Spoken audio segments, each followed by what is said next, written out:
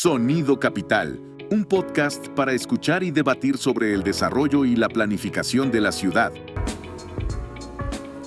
Hola, ¿cómo están? Buenas tardes, buenas noches y buenos días.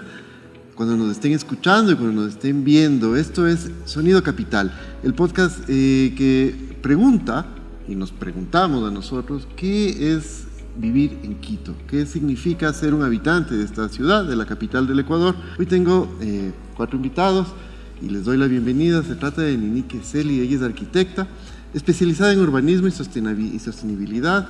En el 2016 ganó la medalla de oro en la Bienal de Arquitectura de Quito con el proyecto Metodología para la recuperación de quebradas en Quito. Formó parte de una delegación de arquitectos en China, donde recibió capacitación, planificación urbana y además ha participado en talleres internacionales organizados por el Lincoln Institute, el C40, ONU Habitat, la NACTO y el Consejo de Construcción Sostenible de Hong Kong. Tiene experiencia en el desarrollo de políticas públicas relacionadas al ordenamiento territorial y donde también se desempeñó como jefa de la unidad de Habitat. Ninique, bienvenida. ¿Cómo es que decidiste convertirte en urbanista? ¿Cómo estás? Sí, la verdad, todo comenzó desde la universidad, estudiando arquitectura. No sabía lo maravilloso que tenía el camino de las ciudades, cómo se planificaban, el ordenamiento territorial. Entonces, ha sido una experiencia súper linda conocer desde la universidad pequeños alumbramientos de lo que puede ser este tema, y después ya en la vida profesional, justamente la experiencia desde el sector público, ver cómo se hacen las políticas públicas me ha encantado siempre, y bueno, ahora también desde el sector privado, cómo funciona todo este tema. Emilio López, él es máster en Historia y en Teoría de la Arquitectura, es arquitecto por la Universidad Católica del Ecuador, y su maestría en Historia la hizo en Cataluña, en España. Él ha participado en varios proyectos de diseño, tanto de obra nueva como de intervención en el patrimonio edificado desde el 2005. Es profesor, docente universitario desde el año 2015. Bienvenido, Emilio. Y esta maestría me llama muchísimo la atención, Historia y Teoría de la Arquitectura. ¿Cómo se combinan esas dos especialidades? ¿Y cómo es que decantaste tú por ello? Sí, yo estaba durante mucho tiempo trabajando, diseñando y construyendo. Trabajé mucho tiempo trabajo hasta ahora en vivienda, haciendo vivienda unifamiliar y multifamiliar, y en determinado momento de mi vida me entró esta idea de dar clases. Siempre me gustó la teoría y la historia, y por ahí vino ese interés de estudiar esta maestría en historia y teoría. Y un poco tu pregunta viene cuál es la relación, ¿no?, con el tema de la arquitectura. Claro, en mis estudios de historia veíamos mucho historia de las ciudades, por ejemplo, y a mí me interesaba mucho entender esas dinámicas en la historia, justamente de cómo habitamos las ciudades y cómo ciertas lógicas, ciertas dinámicas pues nos pueden ayudar a entendernos mejor. Para mí la historia es eso, no hay una historia, además hay muchas historias, y es como uno se va identificando con tal o cual historia para pues tenerlas como referencia en tu hacer profesional, pero también en tu vida, ¿no? Eso es lo que a mí más me gusta de la historia. También les presento Mauricio Marín. Él es arquitecto de la Universidad Católica del Ecuador, tiene experiencia en ordenamiento territorial en el ámbito local y nacional a través del análisis y de la formulación de normativa complementaria a la Ley de Ordenamiento Territorial y Uso y Gestión del Suelo. También ha participado en la Agenda Urbana Nacional con proyectos urbanos arquitectónicos enmarcados en planificación de territorio. Fue parte del equipo que desarrolló el Plan Especial Bicentenario, dirigió la formulación del nuevo régimen administrativo del suelo y el Plan de Desarrollo y Ordenamiento Territorial y el Plan de Uso y Gestión del Suelo de Quito, del PUCSO.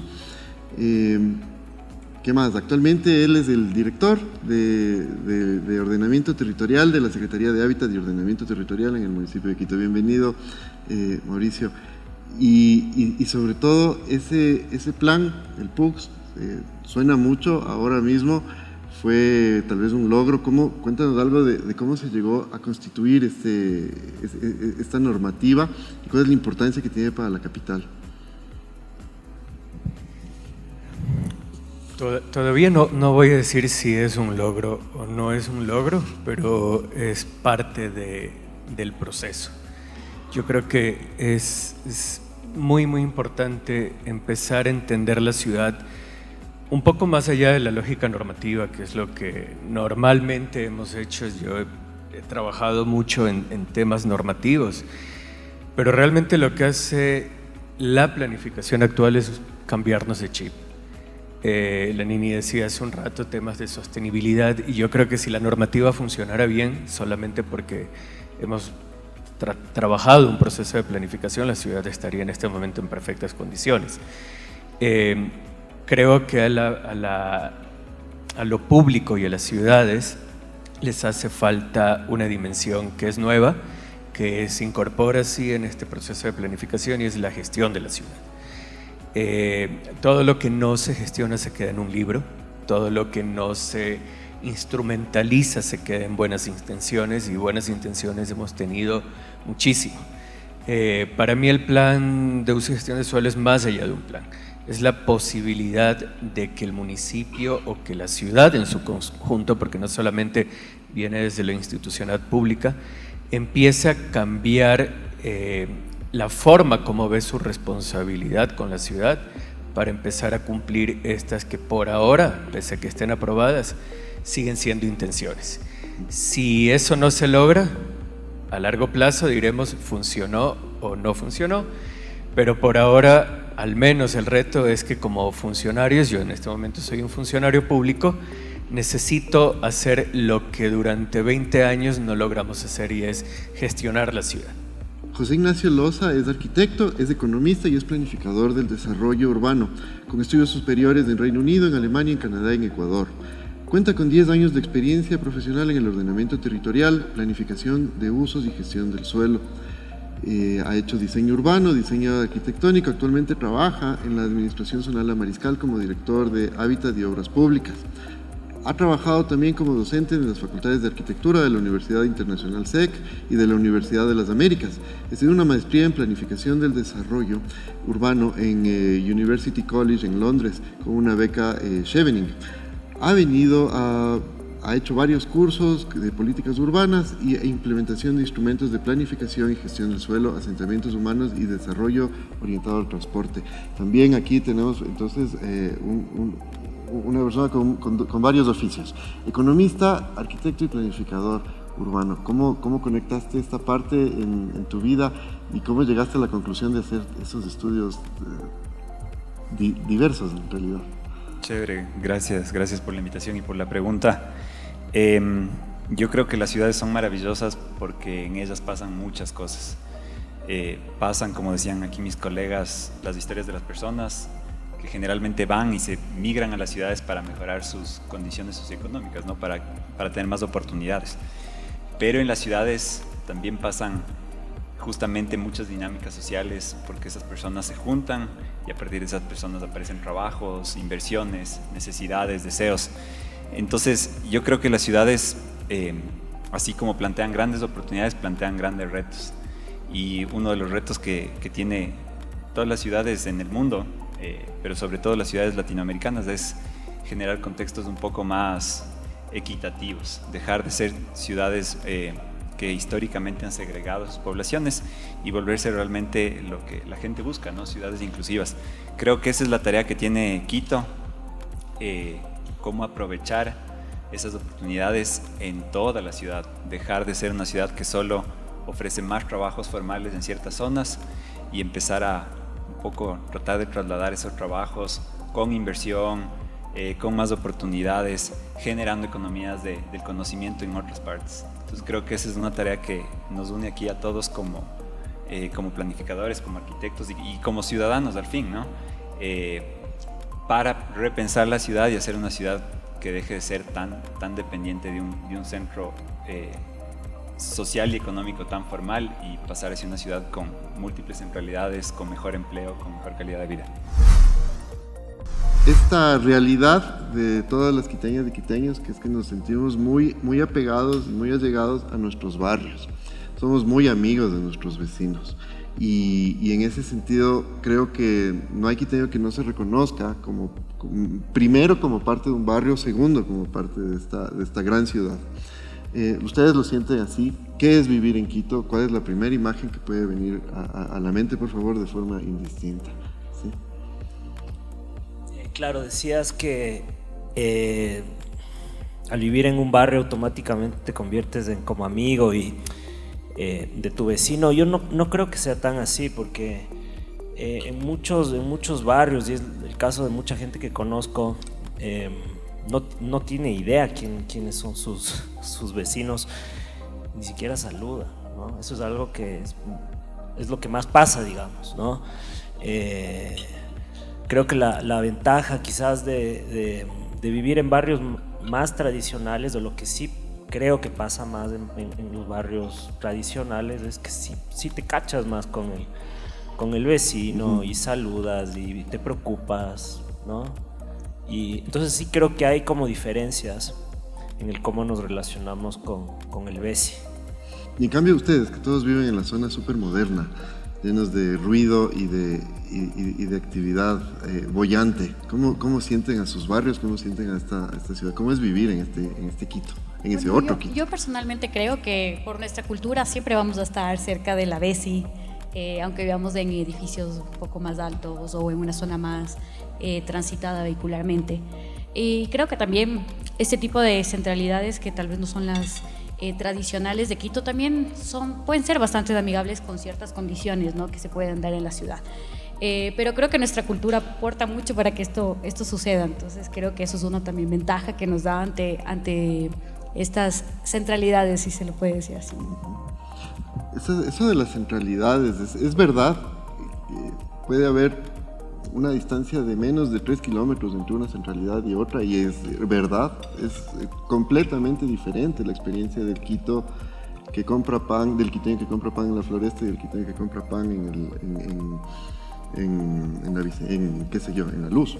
Bueno, yo creo que las centralidades no son en sí mismo tan similares. Pueden estar una muy lejos de otra, otras estar muy cerca. Lo que es interesante es que en ellas pasan muchas cosas. Es frecuente que en una centralidad hayan al menos una panadería o una tienda, es algo que le interesa a la gente tener. Pero hay centralidades que tienen, aparte de ser multifuncionales, creo que tienen diversas vocaciones. Hay centralidades como la Carolina, que tal vez es más de servicios, enfocada en los servicios o en lo financiero. Y hay otras centralidades que son más históricas, como el centro histórico, donde aparte de haber administración pública hay museos, etc. Lo interesante de las centralidades es justamente que la gente, generalmente ellas atraen mucha gente, y en esas atracción de gente hay muchos dinamismos, interacciones, y por ese mismo motivo generación de trabajo y empleo.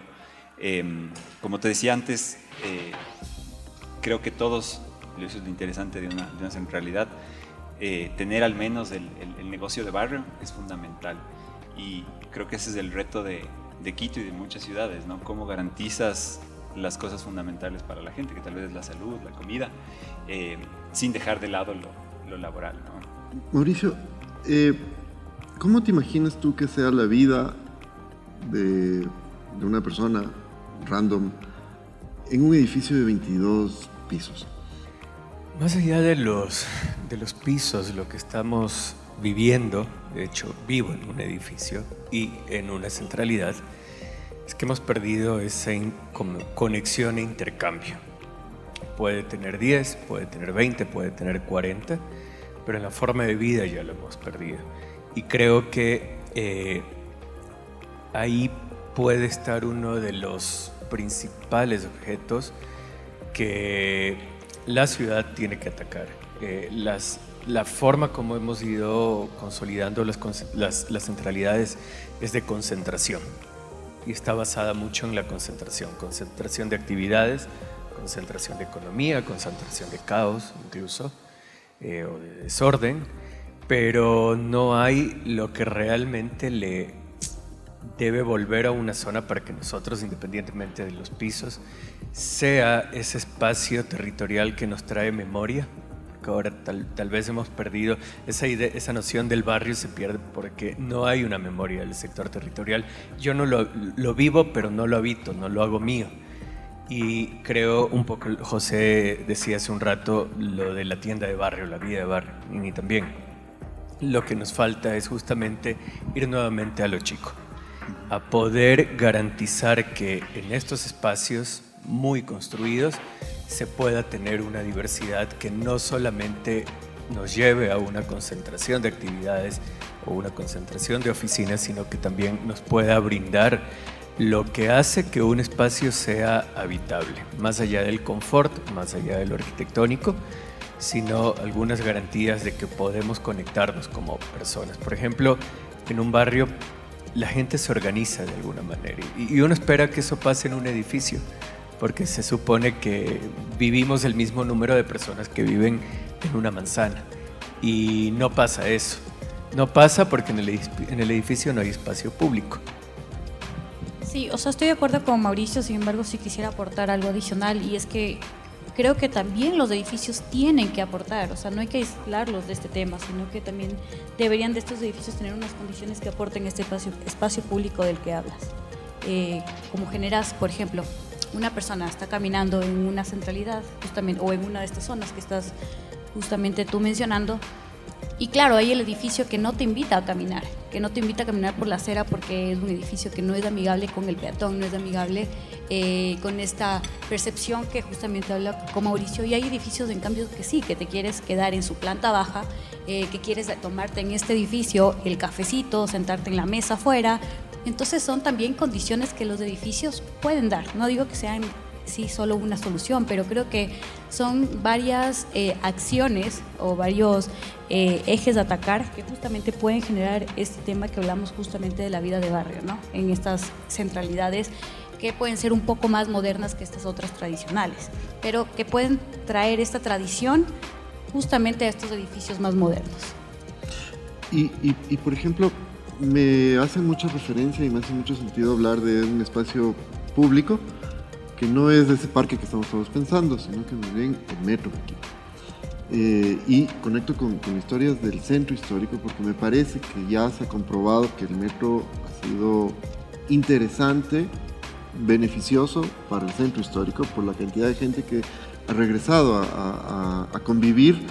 Sí, yo que soy habitante del centro ya muchísimos años, estoy desde el 2009, sí he percibido un cambio, ¿no? Llega el metro y llega mucho más gente al centro, ¿no? Y llegan a las plazas, pero claro, a cierta altura del día, llegan las 9, 10 de la noche y se vacía otra vez, ¿no?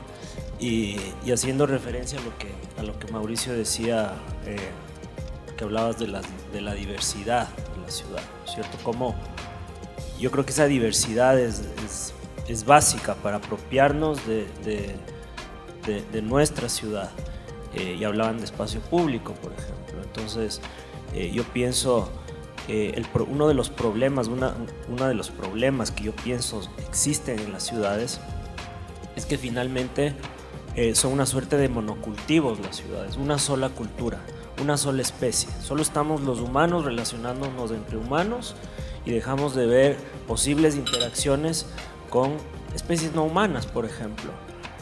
Tenemos una práctica muy linda con algunos vecinos del barrio, y es que ciertos días miércoles vamos a recorrer quebradas, ¿no? Y yo me he dado cuenta de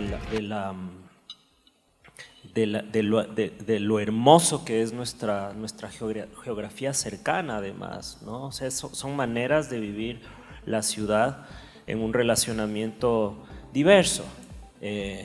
Y esas son como prácticas, yo creo, que están muy a la mano y que quizás no las estamos viendo como podríamos verlas, ¿no? Hablando en el caso específico de las quebradas, por ejemplo, que están ahí pero no les paramos mucha bola. Yo creo que el centro siempre ha sido un atractor, un gran atractor de la ciudad. Lo que hace el metro es de repente disminuir las distancias y los tiempos, más que las distancias, los tiempos, y de repente antes te tomaba llegar al centro 50 minutos y ahora lo haces en 15 y es maravilloso. Entonces creo que Quito es y los quiteños están necesitados de espacio público y ávidos de espacio público, sobre todo de espacios con identidad. Recuerdo que una conocida mía el otro día estaba un poco triste porque íbamos a votar o porque se está votando la tribuna de los Shiris, y yo le decía que no me parece tan mala idea porque realmente no es un monumento de la ciudad, ¿no? Sin duda los quiteños nos sentimos un poco relacionados, pero realmente no es algo que sea particularmente histórico e importante para la ciudad. Es hora de repensar los monumentos, de generar nuevos espacios públicos con nuevos monumentos, de empezar a ir hacia el futuro y decir cómo vemos la ciudad ahora, qué ponemos en el espacio público, qué requerimos. Entonces no me asombra que tanta gente esté volviendo al centro, porque el centro es hermoso. Y solo para añadir una cosita más, también creo que está muy vinculado a lo que dice Emilio. Lo maravilloso de una ciudad es tener esa vinculación directa con lo verde, ¿no? Entonces el centro tiene una vinculación directa con el Panecillo y con el Ichimbía. Muchos otros barrios tienen con sus parques a veces chiquitos, a veces muy grandes, pero ese es otro de los retos que tenemos, como cómo nos conectamos, cómo conectamos lo que está muy construido con las quebradas, con los parques, etcétera, ¿no? Y que ojalá el metro sea una oportunidad para brindarnos eso con intervenciones en espacio público. Y por ejemplo, la calle Benalcázar, que ya tiene unos arbolitos, están creciendo, no son de hoy para hoy, ¿sí? Hay que darle tiempo y hay que darle agua y hay que darle cariño. Espero que toda la ciudad sea consciente de eso. Pero pueden cambiar un poco esa dinámica del centro como un espacio únicamente turístico, como un espacio casi de museo, como un espacio solo comercial y volverse vivible. Hacia eso deberíamos ir, pero hacen falta algunos otros temas. Voy a usar tu palabra museo, y es que la planificación ha convertido al centro en un museo. He tenido que revisar un montón de normas históricas en la ciudad, y hace muchos años, tal vez 15 años, se toma una decisión que yo me la cuestiono el día de hoy. Por ejemplo, en no establecer una normativa que permita que haya equipamientos, en lo técnico le llamamos escalas, ¿no? Equipamientos grandes, equipamientos metropolitanos, que no se puedan abrir universidades en el centro, hospitales en el centro, bajo esa idea de que como trae gente, se vuelve un caos.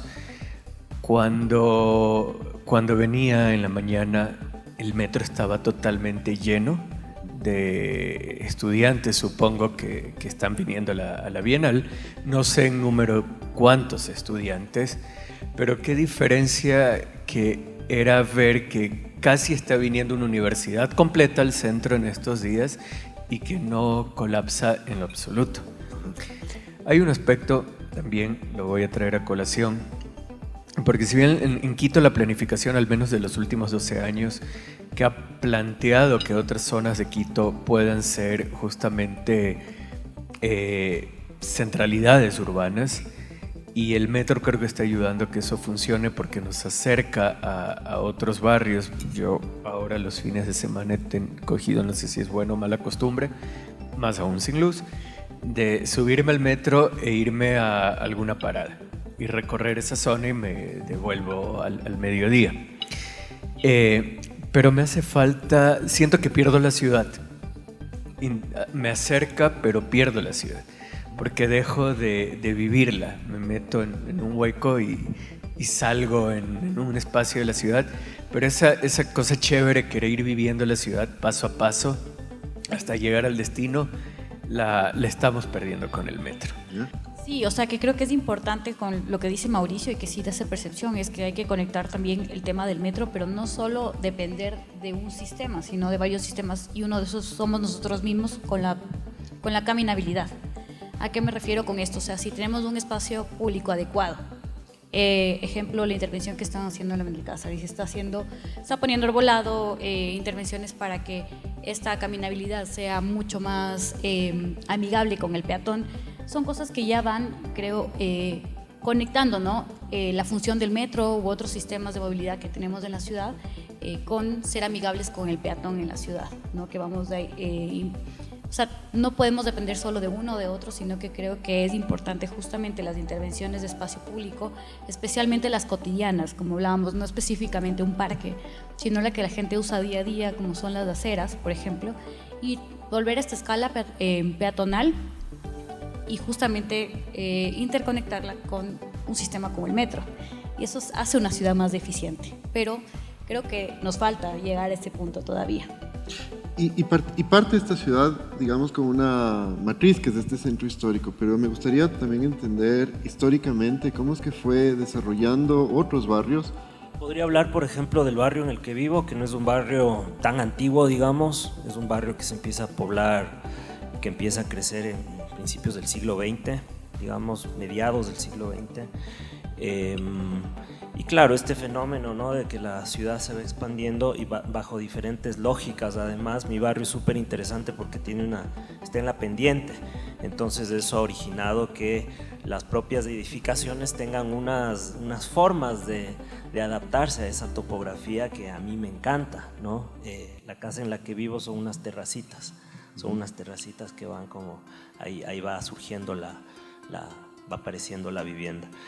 Entonces esa es la diversidad de la que a mí me encanta de Quito. Es una ciudad muy diversa, con una geografía y una historia también muy, muy compleja y sobre todo muy rica, ¿no? Hablábamos del Panecizo, hablabas del Panecizo, José. El Panecizo, por ejemplo, está súper cerca. El Panecizo es algo que no conocemos. Y el Panecizo es una maravilla. O sea, recorrer el Panecizo por la parte de atrás es un bosque, realmente es hermoso.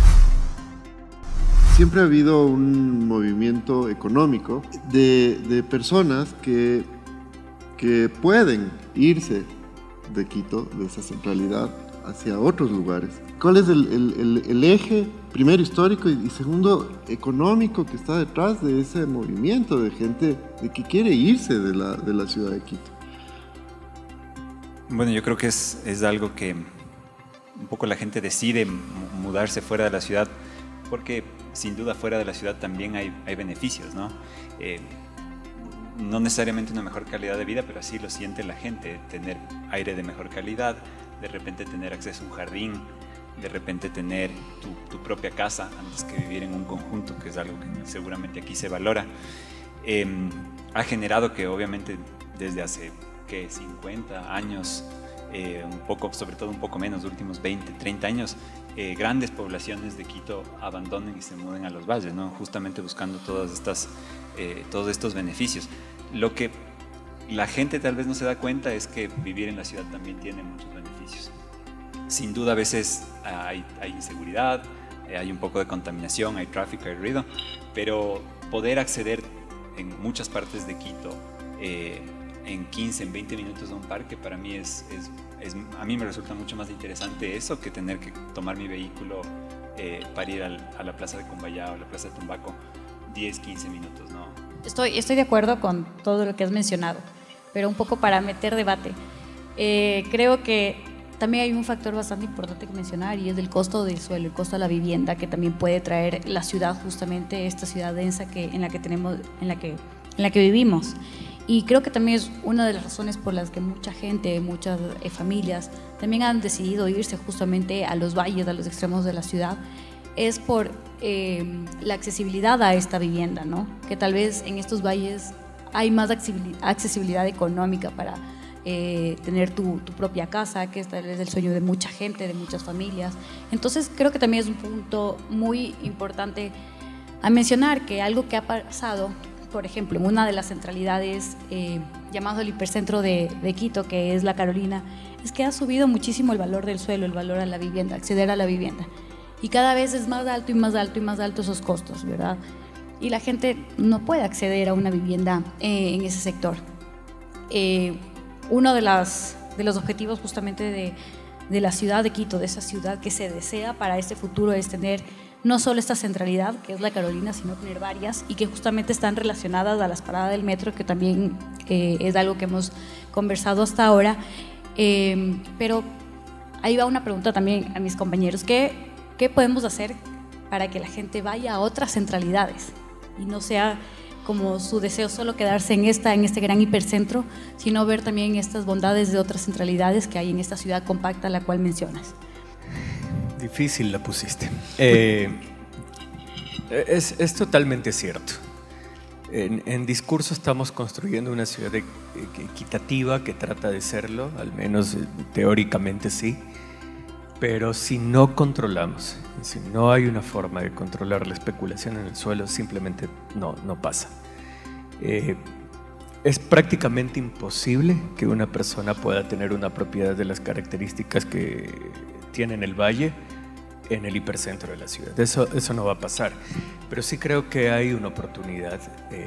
Si generamos una dotación de equipamientos y de servicios en otros espacios de la ciudad que en este momento no han sufrido procesos de especulación, tal vez podemos crear un producto inmobiliario a menos costo, más accesible, y tratar de ir regulando el mercado. Lamentablemente, en una ciudad y en un país de oferta y demanda donde no vamos a ponernos a regular el costo de alquileres, al menos no todavía, o el costo máximo de la venta de la tierra, sí podemos irnos a través de instrumentos que puedan regular el mercado de suelo, porque tenemos un mercado finito.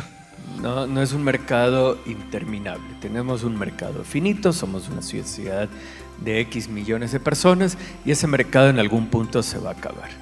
Y creo que desde lo público sí podemos incentivar otro espacio de la ciudad con las mismas características para que los grupos sociales que no tienen capacidad de poder adquirir en el espacio que en este momento se ha desarrollado y en los últimos 20 años se ha desarrollado, puedan generar inversiones en otro espacio de la ciudad.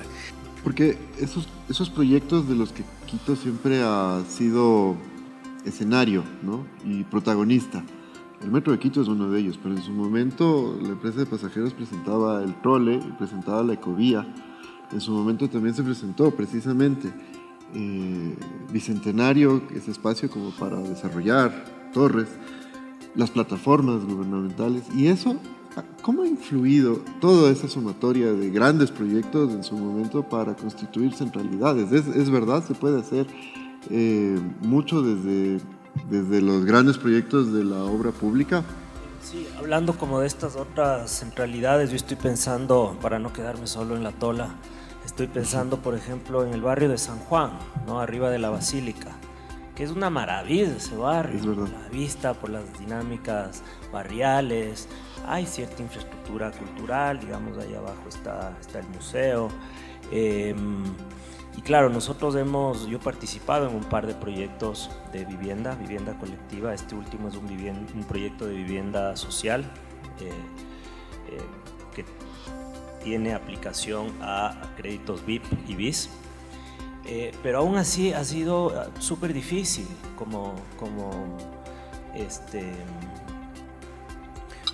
promover ese proyecto porque la gente en general sí tiene como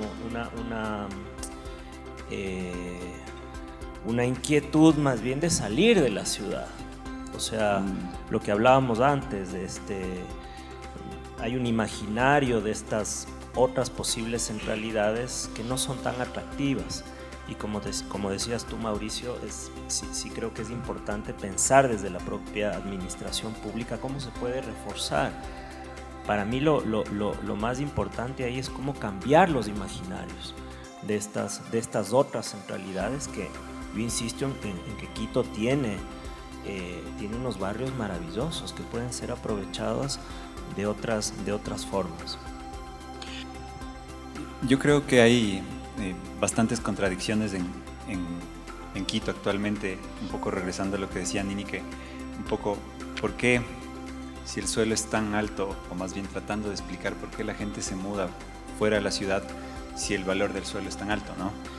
Lo paradójico a mí me resulta que hay bastante suelo en Quito, inclusive en el hipercentro, en la Carolina y en la Mariscal, suelo subutilizado, que ha bajado muchísimo de precio a partir de los últimos 7 años de la pandemia, y a pesar de todo los inmobiliarios no quieren desarrollar ese suelo. En la 10 de agosto es una vía bien interesante, puedes construir hasta 15, 20 pisos y sin embargo hay en muchas zonas casas de 2 pisos, ¿no? Con lotes muy chiquititos. ¿Qué les falla ahí? ¿No echan bien los números o las empresas están bien pensando en la dinámica de los compradores de ahora? ¿Qué sucede? Yo creo que es la suma de todo, ¿no? Por un lado tienes una demanda que no esté interesada en vivir ahí.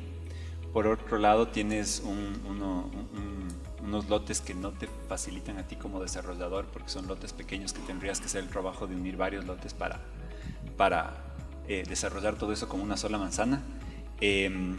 Por otro lado, esta percepción de la gente de que la 10 de agosto de repente es peligrosa o de que la Mariscal es peligrosa. Sobre la calidad de vida. Ajá.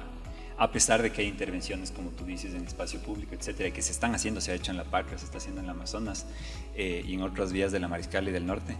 Entonces, un poco aquí, más bien la pregunta que deberíamos hacernos es cómo, como municipio de Quito, ¿qué debemos hacer para, además de invertir, de intervenir esas aceras, de mejorar la calidad del transporte que circula por esa 10 de agosto? ¿Qué más debemos hacer, no?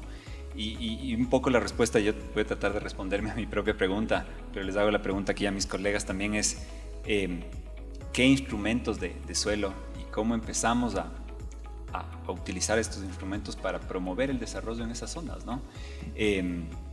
Si tenemos tanto suelo en la ciudad, no solo en la 10 de agosto, en Bicentenario también, como decía Mauricio, ¿qué debemos hacer nosotros para fomentar ahí vivienda accesible, inclusive para todas las personas, pero por ejemplo para muchos jóvenes que no quieren irse a vivir a los valles y que están buscando de repente su primera casa, ¿no? Creo que hay que inducir. La norma no lo va a solucionar, incluso aunque generes un proyecto interesante, innovador, aplicando todo lo que la norma actual nos permite. Si no induces al desarrollo, posiblemente no pase. Y ya sabemos cuál es el problema en determinados sectores de la ciudad.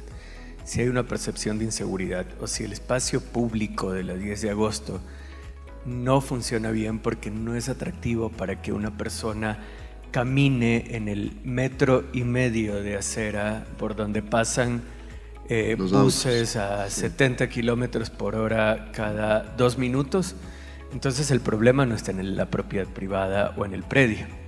El predio sigue engordando su valor y aunque quiera alguien hacerlo, simplemente la gente no va a vivir, porque las condiciones de ese entorno no son las que buscas para poder desarrollar tu vida.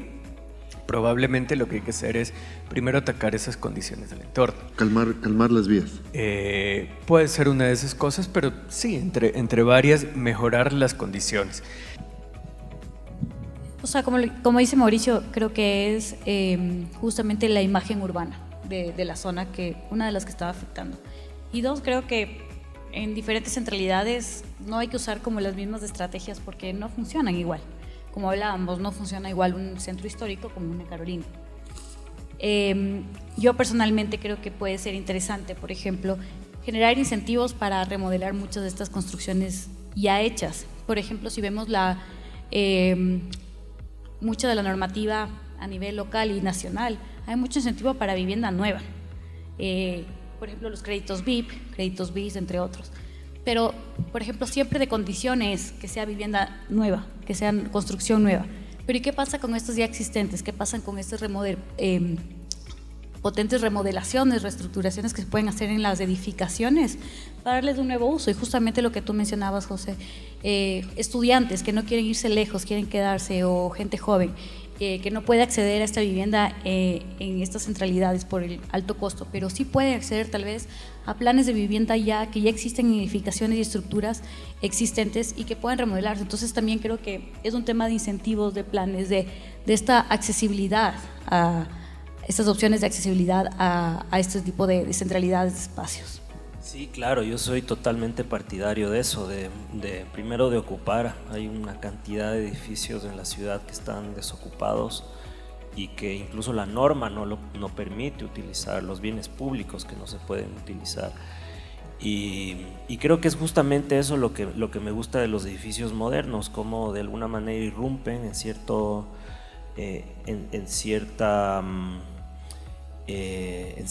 paisaje urbano, digamos, desde lo necesario, desde lo nuevo. Eso es algo que a mí me interesa, y yo creo en esas modificaciones a partir de la vida, ¿no? Es como que la vida pide ciertas modificaciones y la realidad tiene que cambiar. El problema es cuando no se dan las condiciones para que esa realidad cambie.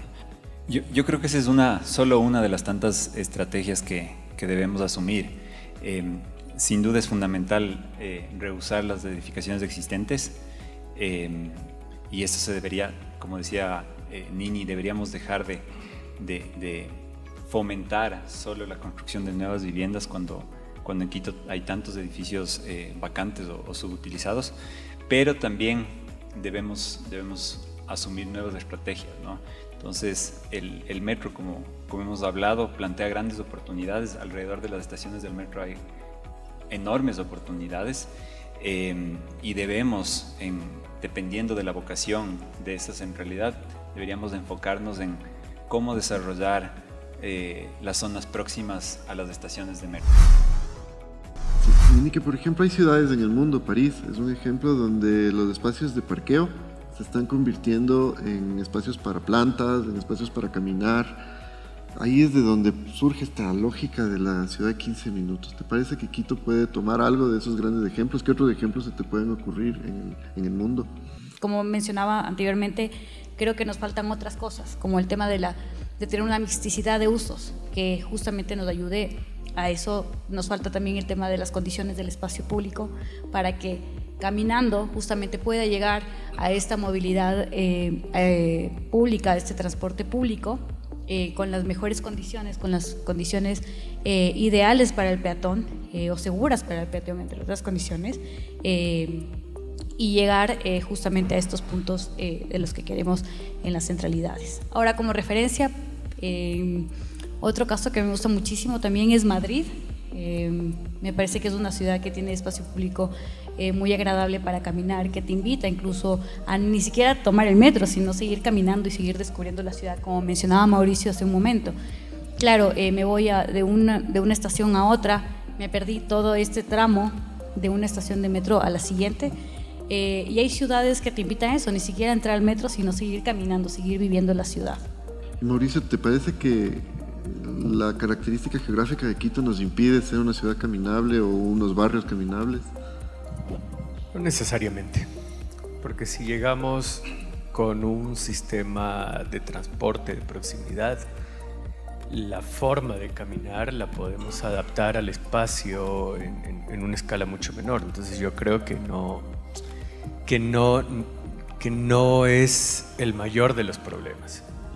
El mayor de los problemas está más bien en las conexiones que durante muchos años no hemos logrado.